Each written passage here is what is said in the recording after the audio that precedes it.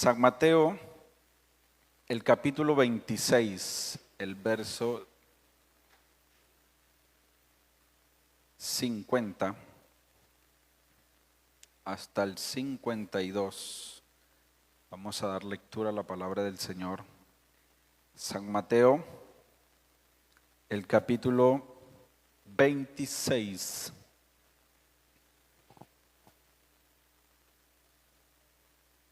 Al verso 50 hasta el 52 vamos a dar lectura a la palabra del Señor. Amén. La palabra del Señor nos dice de la siguiente manera: y Jesús les dijo: amigo, ¿a qué vienes? Entonces se acercaron y echaron mano a Jesús y le prendieron.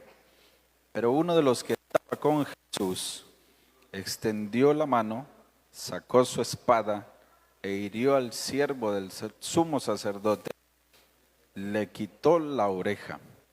Entonces Jesús dijo: vuelve tu espada a su lugar, porque todos los que tomen espada, a espada perecerán. Quiero leerles la traducción viviente. El verso 51 dice: pero uno de los hombres que estaban con Jesús sacó una espada e hirió al esclavo del sumo sacerdote, cortándole la oreja. El verso 52, guarda tu espada, le dijo Jesús, los que usan la espada morirán a espada. Vamos a orar para que Dios nos hable su palabra. Estoy seguro que todos los que estamos aquí hemos venido con una necesidad: escuchar palabra de Dios, que Él nos hable al corazón, nos hable a lo más profundo de nuestro ser.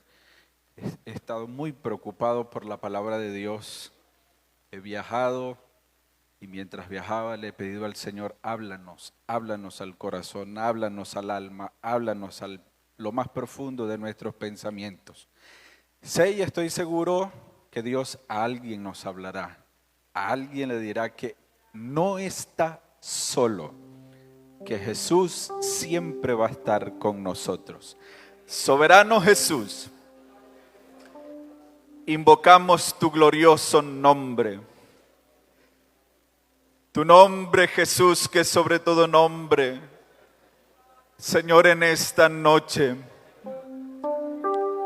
invocamos tu glorioso nombre para pedirte que tú nos hables tu palabra. Háblanos al corazón, al alma, al pensamiento, a lo más profundo de nuestro ser. Con tu palabra quebranta nuestro espíritu, discierne nuestros pensamientos, pero a través de tu palabra también esfuerza nuestro espíritu, esfuerza nuestra alma, esfuerza nuestra vida. Danos de tu Espíritu Santo, manifiéstate en tu iglesia siempre a través de tu palabra. Te lo rogamos en el nombre glorioso Jesús, para la honra y gloria de tu nombre. Gloria al Señor Jesús. Gloria al Señor, gloria al Señor, gloria al Señor. Glorificando al Señor, tenga la bondad de tomar asiento. El tema en esta noche es: lloró amargamente. ¿Cuál es el tema? Lloró amargamente, y usted se conoce muy bien la historia. Quiero empezar diciendo que hay que reconocerlo a Él, porque Él siempre nos va a mirar fijamente. Gloria al Señor. Hay que reconocerlo a Él, porque Él siempre nos va a mirar fijamente. Es glorioso ver la fidelidad de Dios con nosotros. Es interesante que nosotros sepamos lo grande que es Él con su iglesia. Es interesante que nosotros tengamos en cuenta lo poderoso o lo todopoderoso que es Dios con cada uno de nosotros. Gloria al Señor. He tomado este libro de Mateo en la parte del arresto de Jesús, porque es interesante este punto de la historia bíblica. Jesús siempre va a estar del lado de nosotros. Y eso hay que tomarlo en cuenta siempre. Vea, nosotros los hijos del Señor debemos de tener clarito que Jesús siempre va a estar del lado nuestro. Por encima de cualquier circunstancia, Jesús siempre va a estar del lado nuestro. El libro de Mateo quiere decir Jesús anuncia su rey, o Dios anuncia su rey. Mateo significa don de Dios o regalo de Dios. Fue escrito 70 años después de Cristo. Y este libro fue escrito para los judíos y es la prueba irrefutable de que Jesús es el Mesías o el Salvador que esperaba el pueblo de Israel. Mateo muestra un relato convincente de las buenas nuevas de Jesucristo. Mateo es el libro de los 4 evangelios que más nombra citas del Antiguo Testamento. Es más, Mateo afirma que esa promesa dada para Israel se estaba cumpliendo en Emmanuel, Dios con nosotros. Mateo presenta a Jesús como el Mesías prometido en el Antiguo Testamento. Es representado como el Evangelio del Reino. Mateo nos empieza mostrando la genealogía de Jesús, es decir, toda su descendencia hasta llegar a Jesús. Por muchas razones, pero había una obvia razón: mostrar a los judíos que todos esos hombres que ellos conocieron en el Antiguo Testamento, Jesús era de su descendencia y que esa descendencia del linaje de David les iban a ser el Salvador, que era lo que ellos estaban viendo en aquella manifestación. Mateo, el recaudador de impuestos. El libro de San Mateo te dice que es la biografía más antigua de los 4 evangelios. Enfatiza todas las profecías cumplidas en la vida de Jesús.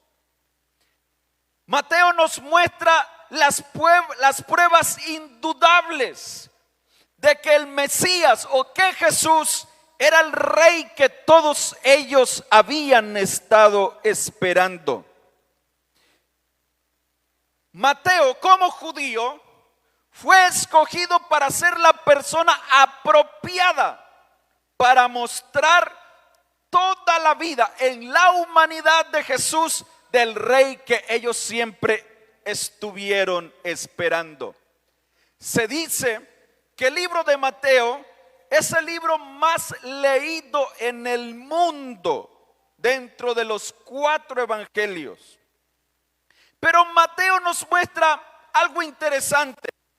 Nos muestra algunas características, como por ejemplo, Jesús es el Hijo de Dios, es de los judíos.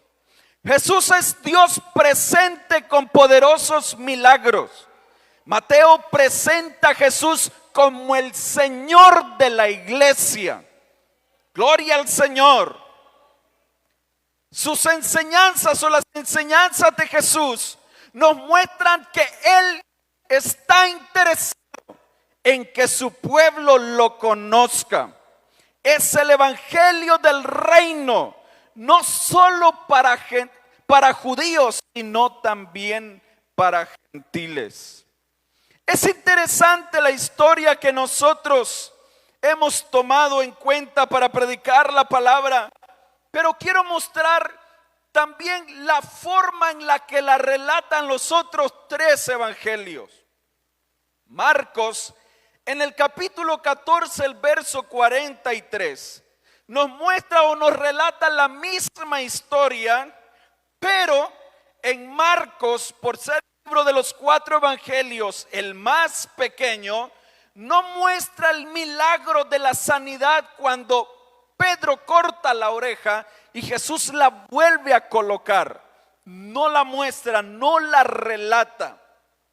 Lucas nos muestra otra forma de mostrar la misma historia, pero Lucas nos muestra y nos enseña que aquel que entregaba al maestro, es decir, Judas, iba al frente de la turba. Es interesante esta parte. A veces los que nos traicionan no están tras nuestro. Los que traicionan a veces están al frente. Aleluya. Gloria al Señor. Y Jesús le dice: con un beso entregas al Hijo del Hombre. Lucas nos enseña que Jesús sí sanó la oreja, la puso en su lugar. Pero Lucas también declara y da una fuerte declaración en el verso 53. Dice: es vuestra hora y la hora de las tinieblas. Si usted lee o compara con Colosenses el capítulo 2, el verso 15, es el cumplimiento cuando el texto bíblico dice que los exhibió públicamente. Cuando Jesús le dice: es vuestra hora y la hora de las tinieblas, estaba reuniendo en ese momento todas las potestades para exhibirlas públicamente. Juan, en el capítulo 18, ya nos muestra otra forma diferente. Juan es el libro que muestra a Jesús en toda su divinidad, como Dios manifestado en carne. Habla de toda la divinidad de Jesús. Y por eso el relato del acontecimiento del arresto de Jesús nos dice de otra forma muy diferente a los otros tres evangelios. Jesús, como Dios, conociéndolo todo, la Biblia dice que Él se adelantó a aquella turba y les pregunta: ¿a quién buscáis? Poderoso el Señor, ¿cierto? En nosotros lo fueron a buscar a Él, pero en Juan la Biblia nos dice que Él va y se adelanta y les pregunta: ¿a quién buscáis? Y ellos dijeron: a Jesús Nazareno. Y la revelación más gloriosa, gloria al Señor, gloria a Dios, la revelación más gloriosa a la respuesta fue: yo soy. Eso fue lo más poderoso que todos los sumos sacerdotes pudieron escuchar. Yo soy. La Biblia nos dice que cuando Jesús dijo: yo soy, dice que ellos retrocedieron y cayeron en tierra. Es decir, que la respuesta de Jesús era algo que ellos nunca se esperaban. Porque cuando ellos escucharon: yo soy, su mente corrió al Antiguo Testamento. Rápido corrió al Antiguo Testamento. Y empezaron a recordar quién era el único que se atrevía a decir: yo soy. Y cuando sus mentes empezaron a recordar ese yo soy, no retrocedieron por la respuesta, retrocedieron de espanto al saber que ese Jesús que les dijo yo soy, era su Dios que siempre estuvieron esperando. Aleluya.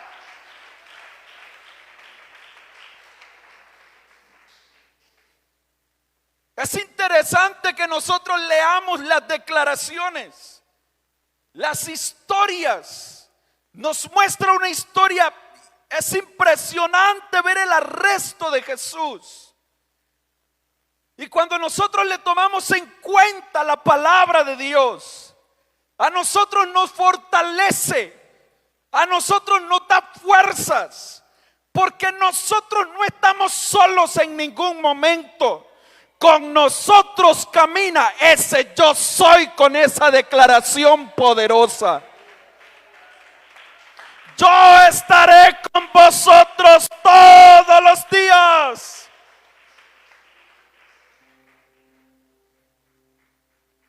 Pero hay un personaje en esta historia, Pedro, con mucha fama a nivel mundial. Muchos lo reconocen como el primer papa. Otros tienen muchos comentarios de él. Pero vamos a ver qué tiene que ver Pedro en el arresto de Jesús. ¿Por qué está dentro de esta historia? Pedro quiere decir piedra o roca. La Biblia nos dice que Pedro era del vulgo. Muchos tienen un concepto equivocado al momento de presentar a Pedro por el vulgo. Es interesante que nosotros tomemos en cuenta que al momento de decir que era del vulgo, era porque pertenecía a un grupo que se llamaban los celotes. Era una especie de guerrilla. Era uno de sus líderes. Era un partido antirromano. Pelearon muchas veces por la liberación judía. Eran expertos en tácticas de terror. Esa es la razón por la que la Escritura dice que Pedro era del vulgo. Pero más no porque no conocía las Escrituras. Era judío. Sabía muy bien la Escritura. Según Juan, es el primer discípulo, Andrés, discípulo de Juan. Escucha que al pasar Jesús, Juan dice: he aquí el Cordero de Dios. Y la Biblia nos narra que Andrés se quedó todo el día escuchándolo a Jesús.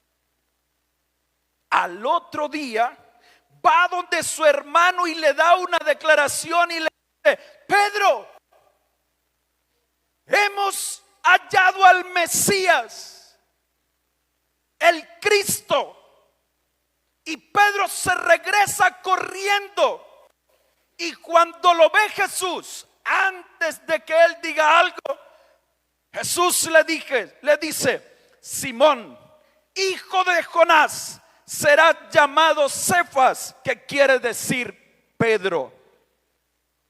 ¿Sabe qué pasó en la mente de Pedro? Conocedor de la ley, volvió a retroceder al Antiguo Testamento y se acuerda de sus antepasados y se va y reconoce que el único que le cambia el nombre a los hombres era el Dios del Antiguo Testamento. Y por eso Pedro desde allí en adelante no dudó en seguir a Jesús. La historia del apóstol Pedro nos hace reconocer lo cerca que podemos estar de Jesús, pero sin embargo lo débil que podemos ser si dejamos de confiar en Dios. El arresto de Jesús nos muestra lo cerca que nosotros podemos andar con Jesús, pero lo débil que podemos ser en las circunstancias difíciles. Lucas, en el capítulo 22, el verso 31, Jesús le hace una declaración a Pedro y le dice: Simón, Simón, he aquí, Satanás os ha pedido para zarandearos como a trigo. Jesús no estaba nombrando una frase nueva, porque para los judíos esta frase zarandear el trigo era conocida. Ellos lo hacían, es decir, ellos cogían el trigo y lo zarandeaban para separar el trigo de las impurezas. Las pruebas espiritualmente nos permiten separar las impurezas de nuestra vida para que seamos lo que Jesús quiere: trigos, es decir, buenos cristianos. ¿Estamos de acuerdo? Cuando usted y yo tengamos pruebas, nos están zarandeando, no para que nos vayamos al mundo, no para que nos separemos de Dios, sino para que las impurezas de nuestra vida se vayan y seamos buenos cristianos, seamos verdaderos cristianos.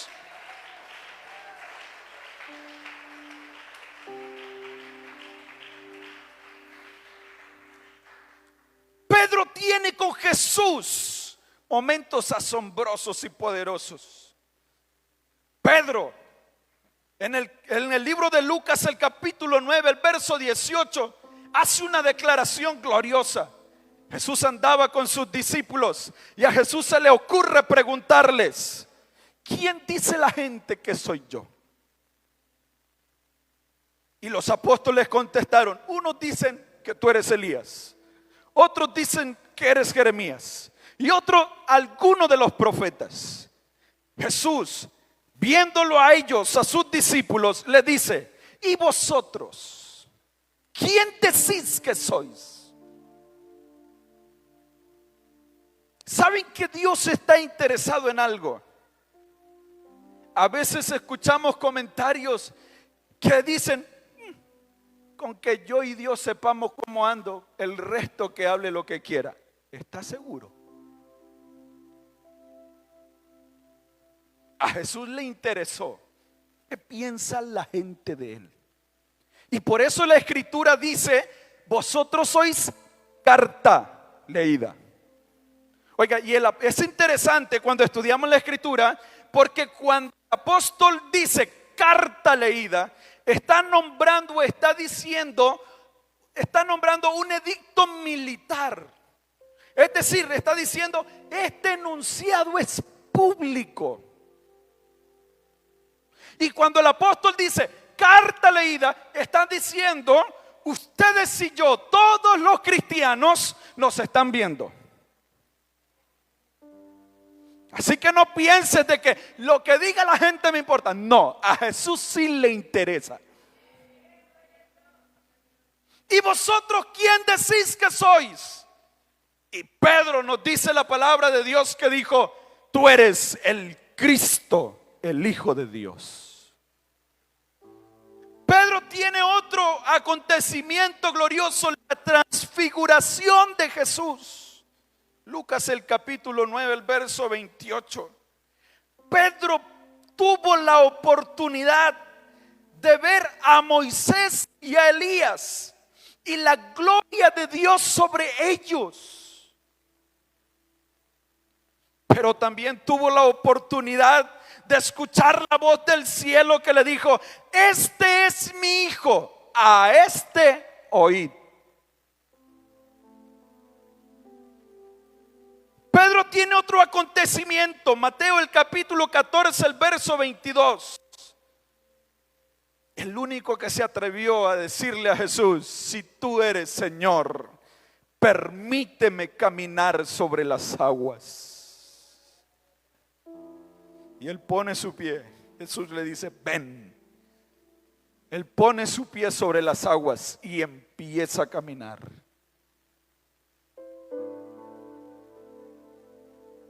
también da una declaración importante en Juan el capítulo 6, el verso 68. Muchos de los discípulos se iban porque decían: dura es tu palabra. Qué duro. Jesús iba directo al corazón. ¿Saben qué, hermanos? A veces nos es necesario que la palabra sea dura con nosotros. ¿Estamos de acuerdo? Porque cuando nos hablan como que suavito, como que lo tomamos con un poquito de... Nos hablaron suave. Pero cuando la palabra es dura, a veces escuchamos: uy, el pastor está bravo.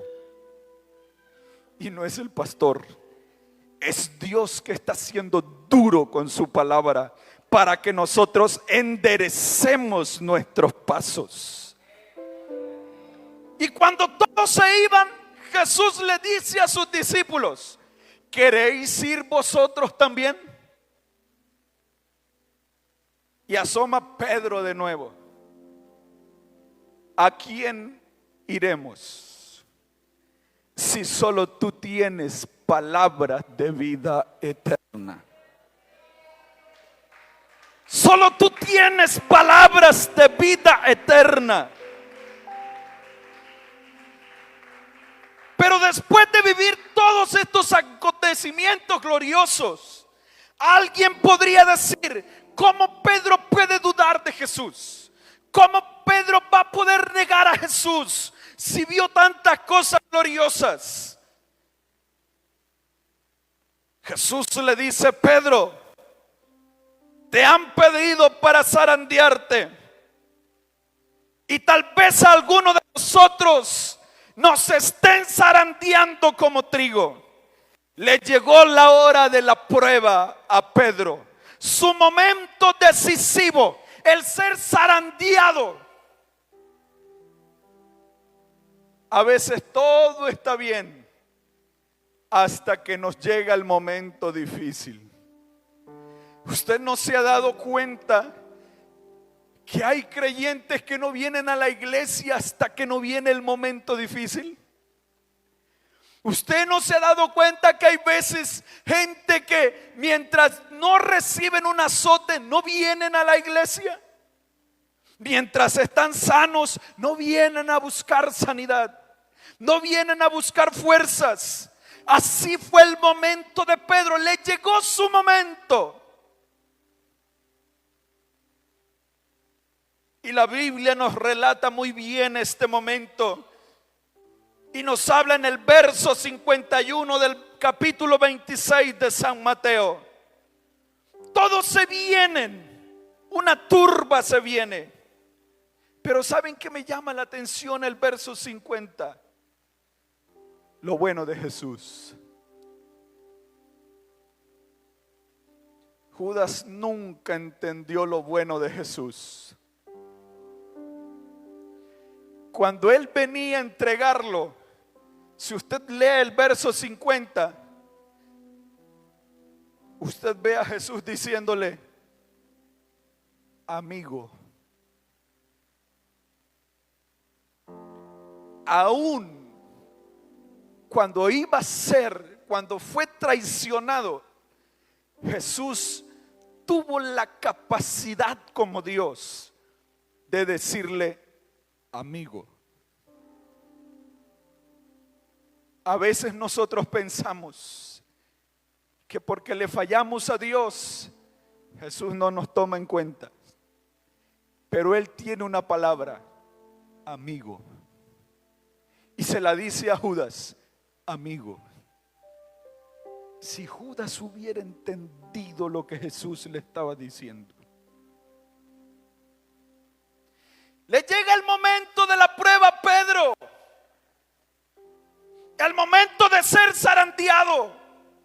Y tal vez alguien en esta noche puede estar siendo zarandeado y no sabe qué hacer. Su alma está afligida, sus fuerzas están por decaer. Pero yo te quiero decir en el nombre de Jesús: tu Dios es fiel. El Dios que tiene esta iglesia es fiel.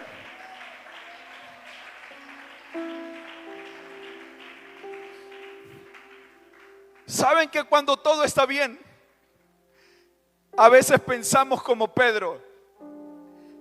Pedro, todo estaba bien, y a veces nosotros queremos ayudar a Jesús. Y Pedro quería como que tratar de ayudar a su maestro y saca una espada y corta la oreja del criado del sumo sacerdote. Vean, Jesús es tan bueno. Yo quiero relatarte este pedacito de la historia para que tú entiendas lo bueno que es Jesús. Y que si te toca o si nos toca llorar amargamente, tu Dios sigue siendo fiel. Sacó su espada y cortó. Jesús le dijo: vuelve tu espada. Te quiero narrar un poquito de la historia. ¿Sabes por qué Jesús le dijo: vuelve tu espada? Y curó. La versión que dimos lectura: los que usan la espada, a espada morirán. Jesús estaba narrando un problema romano. Jesús se conocía la ley. Él Dios todas las cosas y hace las cosas muy bien. Y Jesús sabía lo que iba a acontecer con Pedro. Vuelve tu espada. ¿Saben qué? Para Pedro se le iba a armar lo más complicado de su vida. Él, por ley, tenía que morir a espada. El edicto romano decía que todo el que le quitaba la vida o utilizaba una espada tenía que morir a espada. Espero usted vaya entendiendo lo que nos quiere decir esta noche. Guarda tu espada. Legítimamente Jesús lo estaba librando de la prueba. Legalmente Jesús lo estaba librando de una condena. Quiero que entiendas que Jesús, si va a meter las manos por nosotros, lo va a hacer bien. Lo va a hacer bien.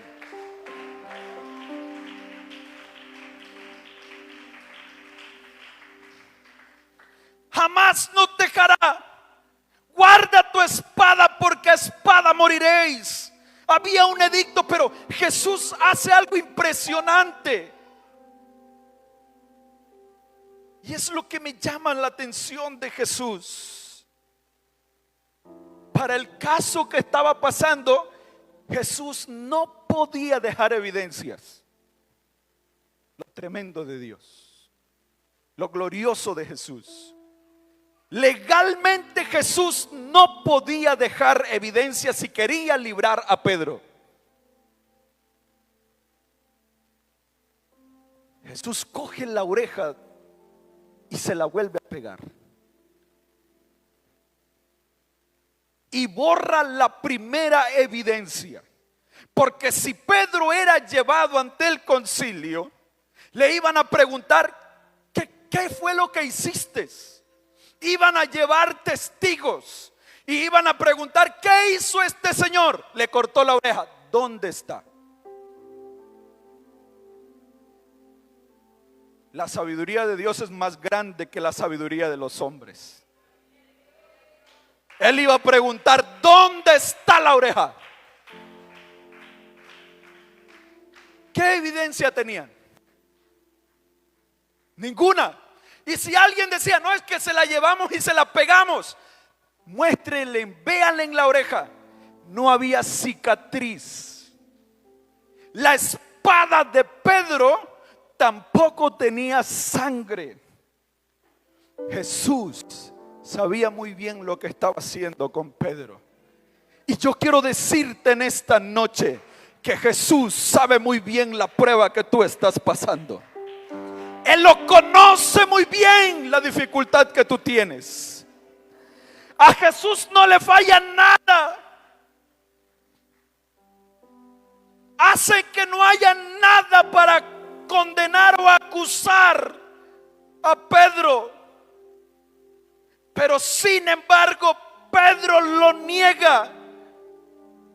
Pero como decía al principio del mensaje, cuando el gallo canta, Jesús vuelve su mirada hacia Pedro, y Pedro se entristeció y lloró amargamente. Jesús sabe el momento difícil que tú tienes en esta noche. Él sabe la dificultad que usted está pasando, la angustia que tiene en su alma, la enfermedad incurable que usted ya no sabe qué hacer, el problema con su familia que usted no sabe cómo resolverla. Jesús la sabe. Te va a mirar esta noche. Vean, hay una cosa que nosotros los seres humanos hacemos.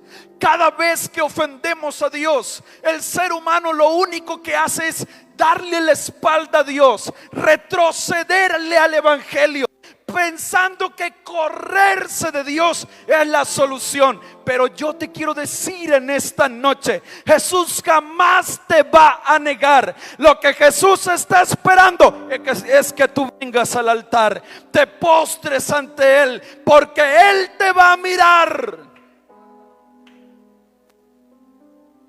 Si esta noche tú tienes que llorar amargamente, hazlo. Si tienes que quebrantar tu alma, tienes que hacerlo.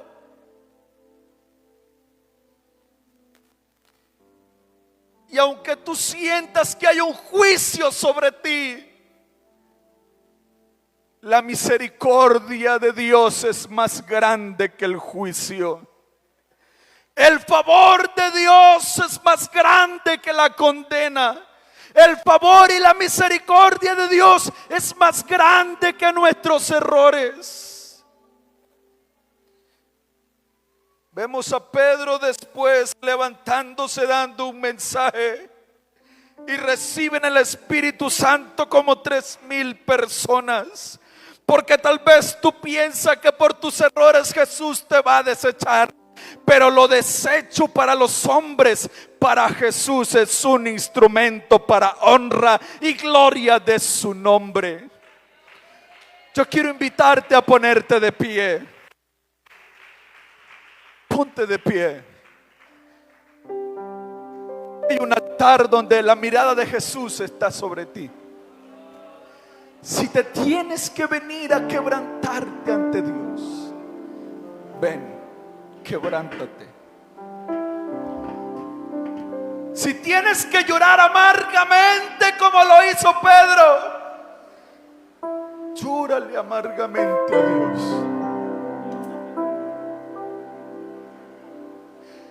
Si te faltan fuerzas,